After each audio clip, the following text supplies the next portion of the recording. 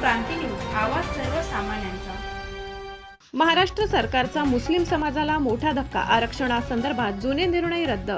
महाराष्ट्र शासनाच्या सामाजिक न्याय व विशेष सहाय्य विभागाने 17 फेब्रुवारी रोजी एक अत्यंत दुर्दैवी शासन निर्णय निर्गमित केलाय। या निर्णयाद्वारे मुस्लिम समाजातील विशेष मागास प्रवर्ग अ अंतर्गत येणाऱ्या व्यक्तींना जात प्रमाणपत्र आणि जात वैधता प्रमाणपत्र देण्याबाबतचे जुने सर्व शासन निर्णय आणि परिपत्रक अधिकृतपणे रद्द करण्यात आले।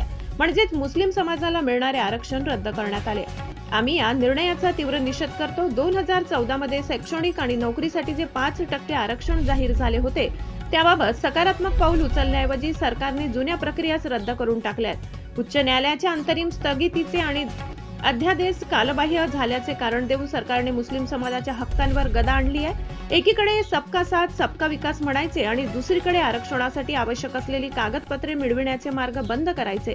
हा दुटप्पीपणा नाही का? मुंबई उच्च न्यायालयाने मुस्लिम समाजाला शिक्षणात 5% आरक्षण मान्य केले असतानाही महाराष्ट्रात आजतागायत त्याची अंमलबजावणी झाली नाही। न्यायालयाने मंजूर केलेल्या आरक्षणाची अंमलबजावणी सरकारने न करणे हे लोकशाहीसाठी घातक आहे। समाजातील मागास घटकांना मुख्य प्रवाहात आणण्याऐवजी त्यांना पुन्हा अंधारात ढकलण्याचे काम या सरकारने केले। महाराष्ट्र क्रांति न्यूज साठी अकोला जिला प्रतिनिधि इमरान खान।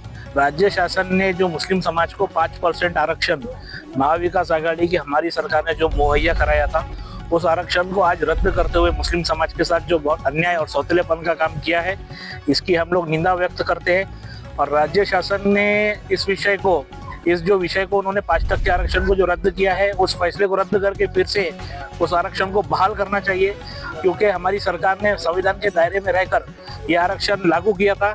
जो राइट टू एजुकेशन संविधान के अंदर एक प्रावधान है, उसके तहत इस आरक्षण को लागू किया गया था। अगर इस आरक्षण को हटाया जा रहा है तो राइट टू एजुकेशन का जो काम है वो महाराष्ट्र में मुसलमानों से छीनने का काम महाराष्ट्र की सरकार कर रही है। इसका ये मतलब है साफ साफ कि संविधान की धज्जियां उड़ाकर इस आरक्षण को हटाने का काम महाराष्ट्र की सरकार कर रही है, जो देश के लिए एक घातक कदम है। इसलिए हमारी महाराष्ट्र सरकार से अपील है कि उन्होंने इस फैसले पर पुनः विचार करना चाहिए।